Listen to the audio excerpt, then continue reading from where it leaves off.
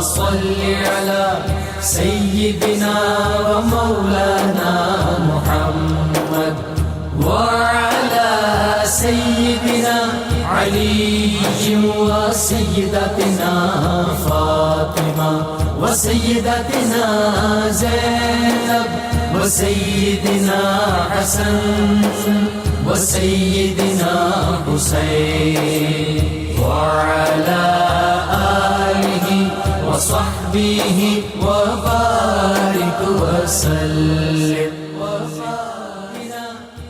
بسم اللہ الرحمن الرحیم. السلام علیکم ناظرین.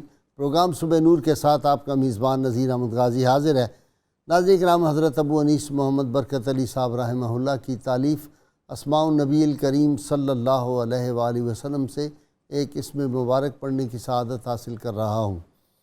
سیدنا دائم الزہد صلی اللہ علیہ وآلہ وسلم، ہمارے سردار ہمیشہ زہد اختیار کرنے والے، درود و سلام بھیجے اللہ آپ صلی اللہ علیہ وسلم، آپ کی آل پاک اور آپ کے صحابہ کرام پر. حضرت سعد بن سعد رضی اللہ تعالی عنہ بیان کرتے ہیں کہ ایک شخص رسول اللہ صلی اللہ علیہ وآلہ وسلم کی خدمت اقدس میں حاضر ہوا اور عرض کیا، یا رسول اللہ صلی اللہ علیہ وسلم، مجھے کوئی ایسا عمل بتائیں کہ جس کے کرنے سے میں اللہ تعالیٰ کا مقبول بندہ بن جاؤں اور لوگوں کی نظروں میں بھی میری عزت ہو. رسول اللہ صلی اللہ علیہ وآلہ وسلم نے فرمایا، دنیا کے معاملہ میں زہد اختیار کرو، تم اللہ کے محبوب بن جاؤ گے، اور دنیاوی مال و اسباب سے کنارہ کشی کر لو، تم لوگوں کی نظروں میں عزت والے ہو جاؤ گے. ناظرین کرام، آج ہم امت کی ایک ماں سیدہ ام المومنین ام حبیبہ رضی اللہ تعالی عنہا کی شخصیت، آپ کی عظمتوں کے حوالے سے، آپ کی سیرت و کردار کے حوالے سے گفتگو کرنے کی سعادت حاصل کریں گے. ناظرین کرام، یہ وہ ہستی ہے جنہوں نے 2 بار دین اسلام کی خاطر ہجرت کی، بڑی تکالیف بھی برداشت کی، اپنے والد اور قبیلے کو ناراض کیا، چھوڑ کر چلی گئی. اور پھر ناظرین کرام، کمال کا واقعہ ہوتا ہے کہ والد مدت کے بعد اپنی بیٹی سے ملنے مدینہ منورہ آتا ہے، اور والد بھی وہ جو مکہ کے بہت بڑا سرداروں میں شمار ہوتا ہے، بلکہ مکہ کے اہل قریش کا سب سے بڑا سردار، جب ملنے کے لیے آتا ہے اور گھر کے اندر داخل ہو کے بستر پہ بیٹھنا چاہتا ہے، بیٹی آگے بڑھ کر بستر کی چادر کو لپیٹ دیتی ہے. والد پوچھتا ہے کہ یہ بستر، چونکہ میں بہت بڑا سردار ہوں، میرے قابل نہیں یا میں بستر کے قابل نہیں؟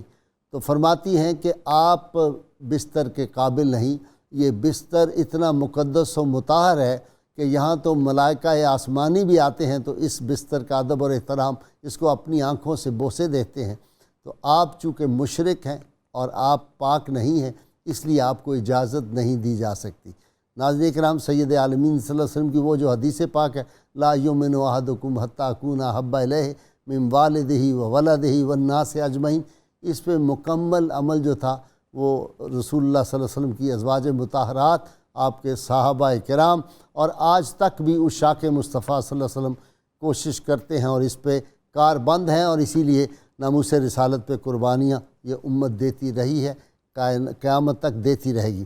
اللہم صل علی سیدنا و مولانا محمد وعلی سیدنا علی و سیدتنا فاطمہ و سیدتنا زینب و سیدنا حسن و سیدنا حسین وعلى آله وصحبه وبارك وسلم. اللهم صل على سيدنا ومولانا محمد وعلى سيدنا علي وسيدتنا فاطمة وسيدتنا زينب وسيدنا حسن وسيدنا حسين وعلى آله وصحبه وبارك وسلم. جی مفتی صاحب، سیدہ ام حبیبہ ام المومنین۔ بسم اللہ الرحمن الرحیم۔ حضرت سیدہ ام المومنین ام حبیبہ رضی اللہ تعالیٰ عنہا کو اللہ تعالیٰ نے روئے زمین کی خواتین میں سے چنا اپنے محبوب علیہ السلام کی معیت، خدمت کے لیے اور زوجیت کے لیے۔ سبحان اللہ۔ آپ کو اللہ تعالیٰ نے متعدد خصائص عطا فرمائے۔ ایک تو آپ ام المومنین ہیں، ساری امت کی ماں ہونے کا شرف حاصل ہوا آپ کو، سبحان اور اللہ۔ جتنے اس امت کے ماں کے تعظیم اور توقیر اور فضائل اور خصائل ہیں وہ ساری آپ کی ذات میں جمع کر دیے۔ دوسرا، آپ عرب کی اور عرب میں سے قبیلہ قریش کی ان 6 خواتین میں سے ایک ہیں جنہیں نبی کریم علیہ السلام کی زوجیت کا شرف حاصل ہوا، قریش میں سے۔ تیسرا آپ کا شرف یہ ہے کہ نبی کریم صلی اللہ علیہ وسلم نے جب آپ سے نکاح فرمایا اس وقت بظاہر آپ قریب نہیں تھیں اور آپ سرزمین حبشہ میں موجود تھیں۔ یہ شرف بھی آپ کو ملا، آپ کے علاوہ کسی اور کے حصے میں نہیں آیا کہ وکیل کے ذریعے اس طرح نکاح ہوا۔ چوتھا، آپ کا خصوصی آپ کی شان یہ ہے کہ آپ صلی اللہ علیہ وسلم کی تمام ازواج میں سے سب سے زیادہ مہر جس زوجہ کو آپ صلی اللہ علیہ وسلم کی جانب سے ادا کیا گیا وہ یہی حضرت ام حبیبہ رضی اللہ تعالیٰ عنہا ہے۔ علامہ صاحب، آپ کے القابات بھی بڑے ہیں، اور وہ 2 ہجرتوں والا کیا لقب ہے؟ جی، بسم اللہ الرحمن الرحیم۔ سب سے پہلے تو 92 چینل کی تمام انتظامیہ کے آپ کے ہم شکر گزار ہیں کہ ہمیں ہماری ماں کے بارے میں گفتگو کرنے کا شرف حاصل ہو رہا ہے۔ ساری امت کی ماں، ساری امت کی ماں ہیں، اور قابل وہ فخر بے ماں۔ مثل ماں ہیں جن کے بارے میں قرآن پاک نے فرما دیا، یا نساء نبی لستن کاحد من النساء، اے حضور علیہ السلام کی ازواج تم عام عورتوں کی طرح نہیں ہو، تم عورتوں میں سے بے مثل ہو۔ تو ان چند مخصوص خواتین میں جن کو حضور علیہ السلام کی زوجہ ہونے کا شرف حاصل ہوا، ان میں حضرت سیدہ ام حبیبہ سلام اللہ علیہا ہیں۔ آپ کا نام مقدس جو ہے وہ رملہ ہے، اور آپ جناب حضرت سیدنا ابو سفیان رضی اللہ عنہ ان کی بیٹی ہیں۔ تو اب یہ ہوا کہ آپ نے ہجرت حبشہ ثانیہ یہ کی، اس کے اندر آپ کی زندگی کا اہم ترین واقعہ ہوا۔ آپ کے جو آپ فرما رہے ہیں القابات، تو آپ جو ہے وہ صاحبہ ذو الحجرتین بھی ہیں، اور آپ فن تعبیر الرؤیا کی بہت بڑی ماہر بھی تھیں۔ اچھا جی۔ آپ نے جب حبشہ میں ہجرت فرمائی تو اس کے کچھ عرصہ بعد ان کے پہلے خامن نے عبید اللہ بن جہش نے ارتداد اختیار کر لیا، تو اس نے اختیار کرنا تھا، تو رات کو آپ نے خواب دیکھا، اس میں اپنے خامن کی آپ کو انتہائی قبیح صورت نظر آئی، جو انتہائی خطرناک قسم کی نظر آ رہی تھی۔ تو آپ نے صبح اٹھتے ہی اندازہ کیا کہ لگتا ہے کہ میرا خامد اب میرے دین پہ نہیں رہے گا۔ تو جب ان کے ساتھ گفتگو ہوئی تو اس نے ارتداد کی باتیں شروع کر دیں۔ تو یہ آپ نے جو خواب دیکھا اس کی تعبیر بھی خود ہی آپ کے ذہن میں آئی، تو اسی طرح ہوا۔ اسی طرح آپ نے اس کے بعد ایک اور خواب دیکھا، خواب میں کسی نے آپ کو کہا ام المومنین۔ تو یہ خواب جب آپ نے دیکھا صبح اٹھی تو آپ اس نتیجے پر پہنچیں کہ آپ کہنے لگی کہ لگتا ہے کہ اب اس خواب کی تعبیر یہ ہے کہ میں حضور صلی اللہ علیہ وسلم کی زوجہ محترمہ کے درجہ پر فائز ہو جاؤں گی۔ سبحان اللہ۔ تو اس حوالے سے آپ دیگر ازواج میں سے بلند مرتبہ رکھتی ہیں کہ تعبیر الرؤیا کی ماہر ہیں آپ۔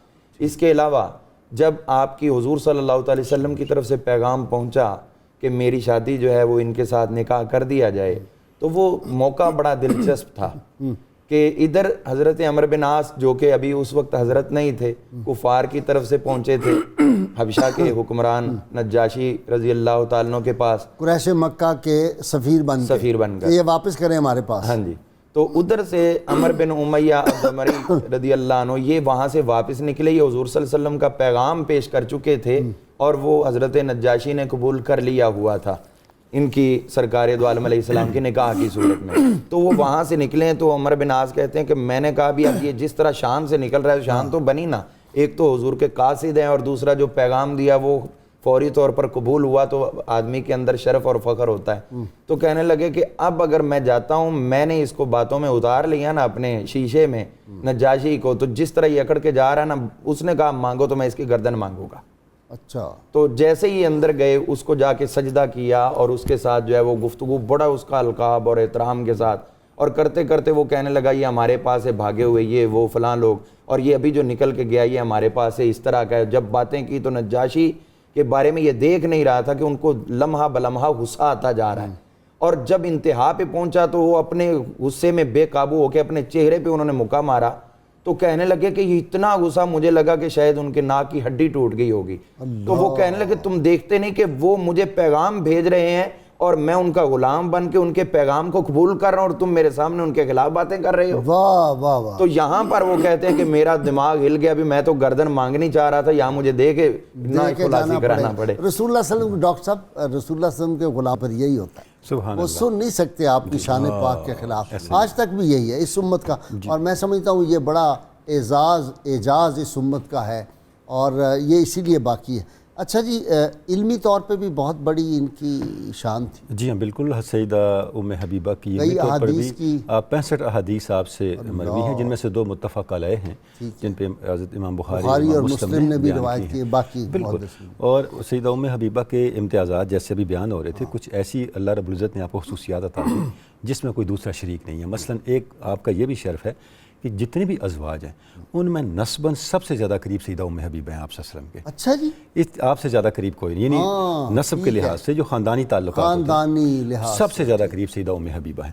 اچھا دوسرا آپ دیکھیں کہ سیدہ ام حبیبہ کا جو نکاح حبشہ کے اندر ہوا تو اس کے بعد حضرت خالد بن سعید نے آپ کے وکیل کے طور پہ گفتگو کی۔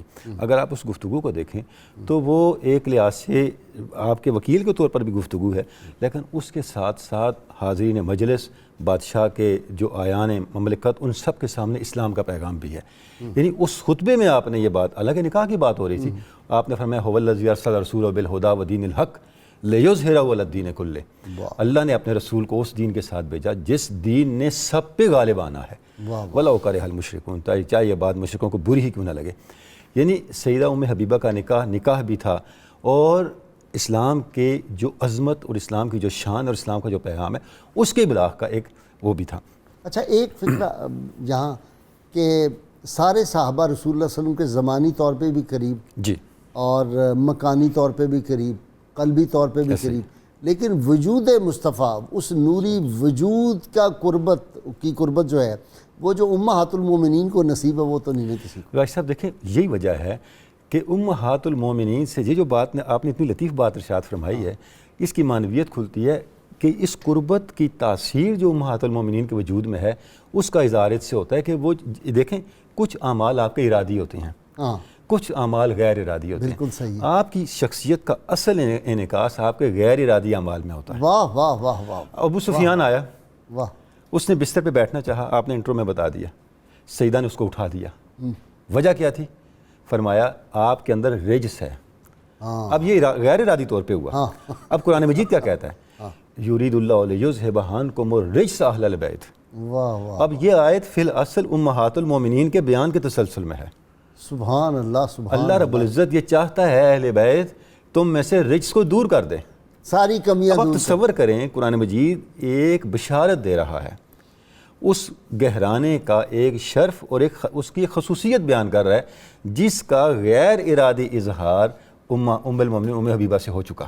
سبحان اللہ۔ اس میں ایک نقطے کا اضافہ بھی کر دیں کہ چونکہ یہ آیہ مبارکہ آئی امہات المومنین کے تسلسل میں ہے، لیکن اس کے باوجود اس میں جو آل پاک موجود ہیں حسنین، کیونکہ ہنکم کے اندر مذکر کا صیغہ ہے کہ مرد اور عورتیں سب شامل ہیں، حسنین کریمین سید علی وہ سب اس میں شامل ہیں، خدا سیدہ سب النساء اس میں شامل ہیں، ورنہ صرف خواتین ہوں گی اور یہ مذکر کا ذکر کدھر جائے گا؟ مفتی صاحب ذرا مجھے سمجھائیں، یہ جو ڈاکٹر صاحب نے بات کی عمومی طور پہ تو یہ سمجھا جاتا ہے کہ یہ صرف ان اہل بیت اطہار پنجتن پاک کے نہیں، یہ آیت در یہ حقیقت امہات المومنین کے بارے میں آئی۔ جی، اس تمام آیت اس پہ کا متفق بنیادی ہیں، شان نزول بالکل مفسرین اکرام نے لکھا ہے۔ اس آیت کا سیاق و سباق دیکھیں، بات ہی امہات المومنین کی ہو رہی ہے، اچھا، اور انہی کی عظمت و شان کے بیان میں یہ آیت اتری ہے۔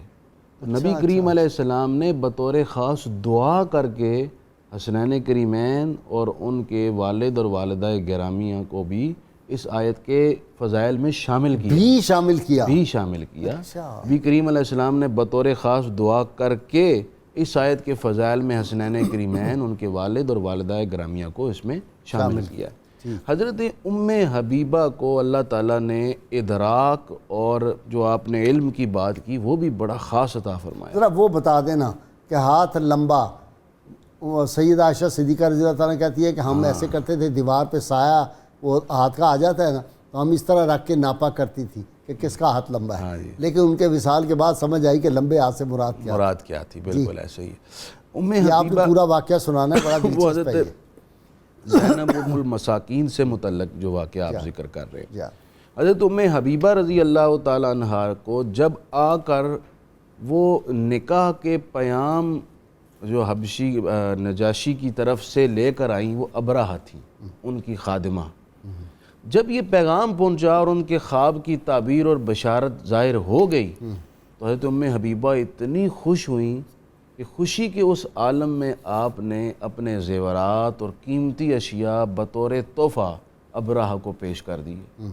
پھر حضرت ام حبیبہ کی یہ بھی خصوصی فضیلت تھی اور خصوصی شرف تھا کہ آپ کو بڑا خیال تھا اس امت کی اصلاح اور تربیت کا۔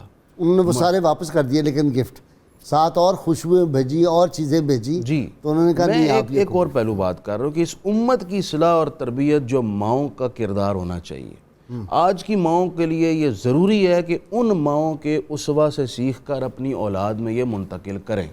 وہ یہ کہ جب آپ کے والد گرامی کا انتقال ہوا تو آپ نے 3 دن جب گزرے تو سوگ سے اٹھیں اور خوشبو لگائی جو زعفران کی لگایا کرتی تھی، رنگ والی، وہ لگائیں تو کسی نے کہا جب یہ 3 دن ہوئے آپ نے خوشبو لگا لی، فرمانے لگی کہ نبی کریم صلی اللہ علیہ وسلم نے یہی فرمایا تھا کہ کوئی فوت ہو جائے تو اس کا سوگ صرف 3 دن ہے، ہاں کسی عورت کا خامند فوت ہو جائے تو اس کا سوگ 4 ماہ اور 10 دن کے لیے ہے، وگرنہ عام حالات میں دیگر رشتہ داروں میں باپ والدہ کوئی فوت ہو جائے، بھائی فوت ہو جائے، بہن فوت ہو جائے، صرف 3 دن سوگ ہے۔ یہ امت کی آپ نے تربیت فرمائی۔ پھر ایک خاص حدیث پاک جو آج ناظرین کے لیے تحفہ ہے، حضرت ام حبیبہ رضی اللہ تعالیٰ عنہا نے ایک بات سنی نبی کریم علیہ السلام کی زبان اطہر سے، جو مسند امام احمد بن حنبل میں حدیث ہے۔ آپ نے سنا کہ حضور فرماتے ہیں جس نے روزانہ 12 رکعات نفل پڑھے میں بشارت دیتا ہوں اللہ تعالیٰ اسے جنت میں بڑا دیدہ زیب اور خوبصورت محل عطا فرمائے گا۔ اس کے بعد پوری زندگی آپ نے 12 سے کم نہیں کیا، رکعات نفل کو کبھی قضا نہیں کیا، کبھی نہیں چھوڑا، وہ ہمیشہ عطا فرماتی۔ بلکہ جو صحابہ کرام میں آپ کے تلامذہ تھے جو آپ سے علم سیکھتے تھے، انہوں نے پھر اس کو اپنا معمول بنایا اور اس حدیث کو آگے روایت کیا، اس کو حدیث مسلسل بھی کہا جاتا ہے۔ ٹھیک، یہ خاص فضیلت بھی آپ کے ذریعے سے اس امت تک پہنچی ہے۔ اللهم صل على سيدنا ومولانا محمد وعلى سيدنا علي وسيدتنا فاطمة وسيدتنا زينب وسيدنا حسن وسيدنا حسين وعلى آله وصحبه وبارك وسلم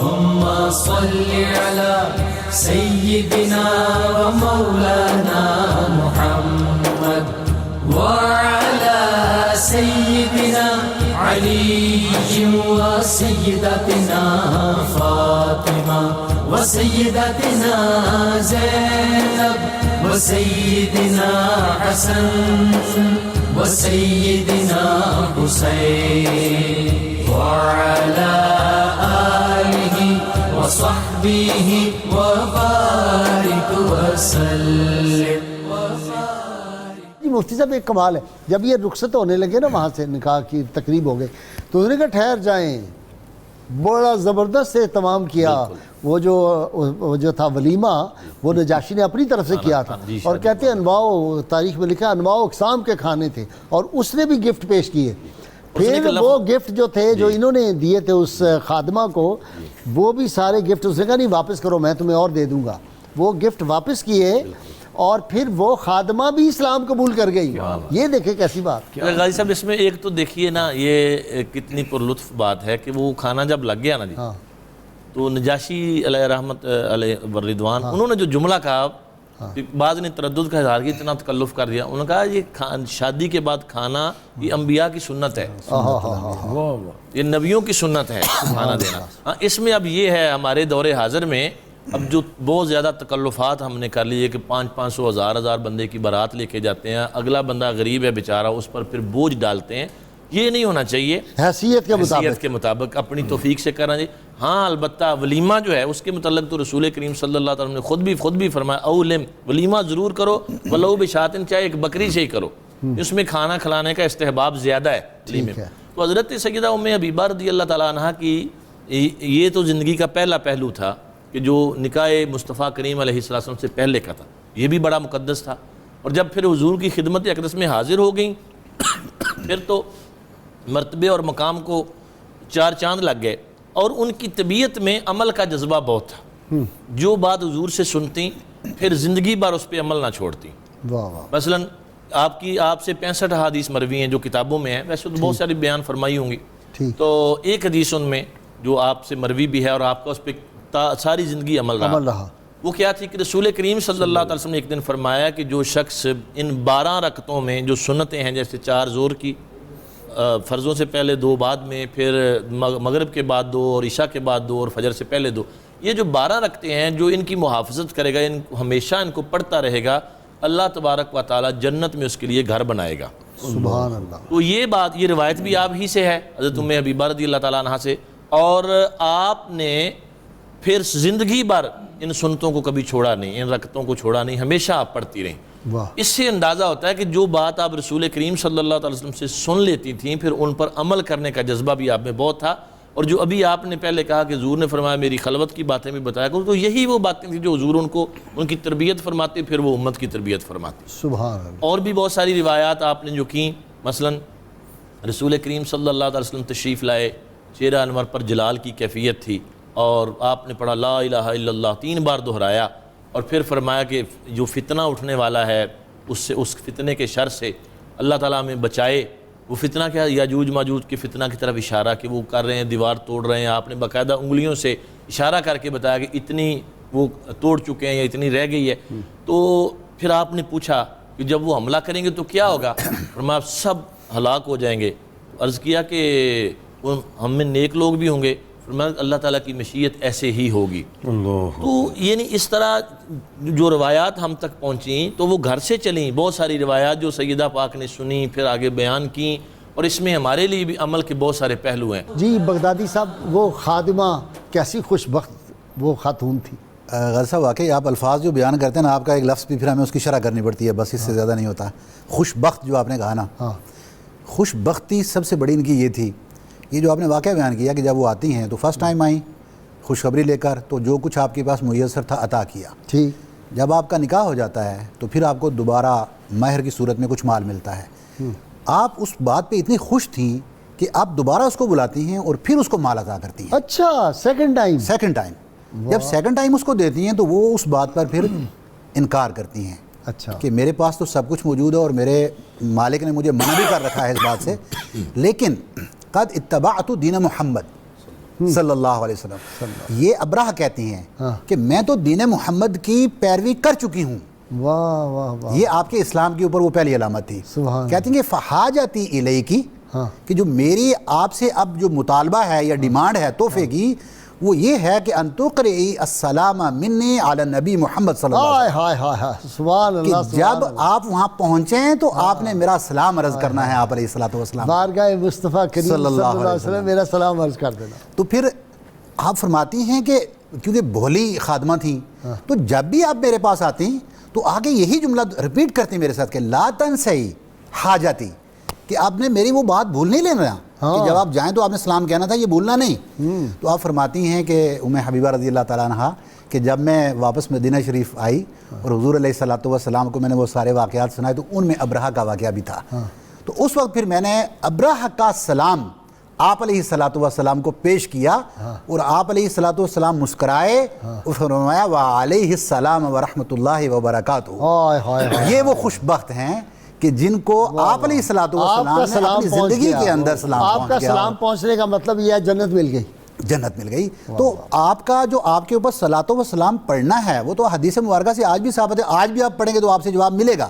لیکن یہ وہ خوش قسمتی کہ جن کو یہ بھولا پان اور لیکن یہ بھی خوش نصیبوں کو صلاۃ و سلام پڑھنے کی ہوتی ہے، توفیق ملتی ہے. آج بھی بالکل خوش بخت وہی ہوتے ہیں. یہ توفیق کی بات ہے. تو ام حبیبہ رضی اللہ تعالی عنہا جس طرح آپ نے بتایا کہ آپ ایک عملی تفسیر ہیں، احادیث پہ آ جائیں اگر تو آپ نے حضور علیہ الصلوۃ والسلام کی زندگی سے وہ تمام احادیث مروی کی جو کہ احکام فقہ الاحکام سے احکام کی حدیث تھیں. جیسے انہوں نے بتایا کہ کس عورت سے شادی کرنی ہے، کس عورت سے شادی نہیں کرنی.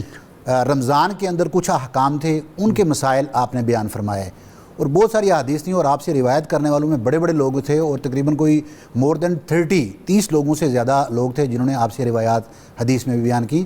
اور 65 حدیث بھی بیان ہوئی جو صحاح ستہ کے اندر موجود ہیں.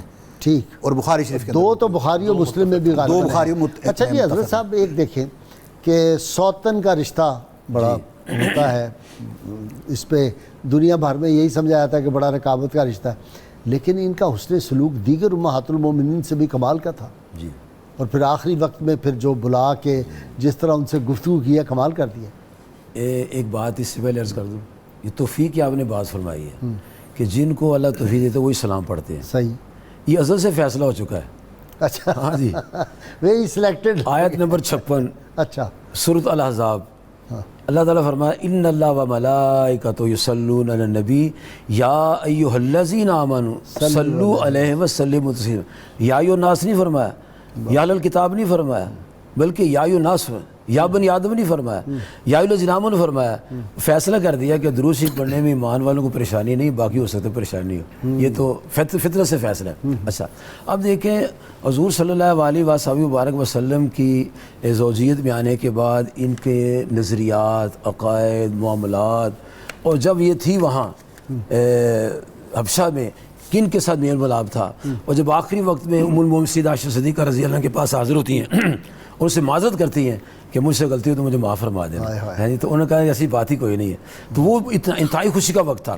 تو ایک دفعہ جب یہ حبشہ میں تھیں تو ام سلمہ رضی اللہ عنہ اور ام حبیبہ رضی اللہ عنہ یہ ذرا دیکھ رہی تھی اس سے حبشہ میں کیا کچھ ہے. تو ایک دن یہ کسی کلیسا میں چلی گئی تو وہاں تصویریں دیکھی اور بت دیکھے، انہوں نے وہاں سے سارا منظر دیکھا. تو جب مدینہ شریف واپس آئیں تو سرکار کائنات صلی اللہ علیہ وسلم نے کہا یا حضور میں وہاں ہم نے دیکھا کلیسا دیکھا ہے، وہاں تو لوگ بت ہیں ان کو سجدے کرتے ہیں اور کیا ان کی حالت ہے، جبکہ آپ ہمیں فرماتے ہیں کہ ایک اللہ کی عبادت کرنی ہے اور آپ خاتم النبیین ہیں، آپ کے پاس کسی نبی نے نہیں آنا، نہ عربی نہ غیر عربی نے. تو حضور یا رسول اللہ صلی اللہ علیہ وسلم یہ کیا مسئلہ تھا؟ تو آپ فرمانے کہ وہ لوگ ایسے نالائق تھے کہ اپنی انبیاء کے مرنے کے بعد ان کو سجدہ کرتے تھے اور جو ان کا نیک آدمی اس کی تصویر بنا کے اس کی بت پوجا کرتے تھے. اور ہمارے دین میں صرف اللہ کی بندگی ہے اور کسی کی عبادت نہیں ہے، اور اگر اللہ کے سوا کسی کو سجدہ کرنے کی اجازت ہوتی تو میں عورت سے کہتا اپنے شوہر کو سجدہ کرے. تو آپ نے بڑی تعلیم اور تعلیم لیتے تھی، تعلیم لے کر اس پر عمل بھی کرتی تھی، اور کتنا خوبصورت ان کا انداز تھا. ایک دن عرض کرتی یا رسول اللہ صلی اللہ علیہ وسلم آپ میری بیٹی سے نکاح کر لیں، میری بہن سے نکاح کر لیں. اچھا تو آپ اس وقت اجازت تھی افزا یہ بات کیسی ہے یہ مجھے سمجھ نہیں آئی. نہیں وہ چونکہ یہ آغاز تھا نا جی تو تعلیم تو لے رہی تھی نا. ٹھیک، تعلیم تو آپ نے سمجھایا کہ بہن دو بہن کو نہیں اکٹھی لگتے. ہاں یہ مسئلہ سمجھا دیا اور امت کے لیے سمجھا دیا کہ بیوی کی بیٹی ہو جس سے اس کا نکاح ہو سکتا ہے. اگر ایک کو لڑکا مرد بنا دے دوسرے اسی کو طرح عورت، یہ آسانی فارمولہ ہے. ام سلمہ کا بھی ایسے واقعہ تھا، لیکن آپ نہیں، وہ میری تو بھتیجی لگتی ہے، رشتے دودھ پلائی وجہ سے رضائی بھتیجی لگتی ہے، اس کے نہیں کر سکتے. بہت شکریہ آپ کا بھی جناب علامہ صاحب، مفتی صاحب آپ کا شکریہ، بغدادی صاحب آپ کا بھی. ناظرین کرام، کتاب الشفا سے نسخے کا وقت ہو گیا. غربت سے نجات کا عمل ہے یہ. جو شخص روزانہ سورہ کاف کی ابتدائی اور آخری 10 آیات کی تلاوت کا معمول بناتا ہے تو اللہ تعالیٰ اسے غربت سے نجات عطا فرماتا ہے. شرط یہ ہے کم از کم 11 مرتبہ کوئی بھی درود پاک جو آپ کو آتا وہ ضرور پڑھیں. سیدنا علی المرتضیٰ شیر خدا فاتح خیبر رضی اللہ عنہ فرماتے ہیں، رزق کو حلال طریقے سے کمانا اللہ تعالیٰ کی توفیق کی نشانی ہے. ناظرین کرام، اللہ کریم سے دعا ہے اللہ تعالیٰ ہمیں حضور رحمت عالمین صلی اللہ علیہ وسلم کی غیر مشروط محبت اور لامحدود وفاداری نصیب فرمائے. اللہ کریم نبی کریم صلی اللہ علیہ وسلم کی ناموس کی حفاظت کی ہمیں توفیق عطا فرمائے، اور رسول اللہ صلی اللہ علیہ وسلم کی سچی محبت اور اللہ کی محبت ہمارے سینوں میں موزن ہو جائے. اللہم صلی علی سیدنا و مولانا محمد وعلى سيدنا علي وسيدتنا فاطمة وسيدتنا زينب وسيدنا حسن وسيدنا حسين وعلى آله وصحبه وبارك وسلم.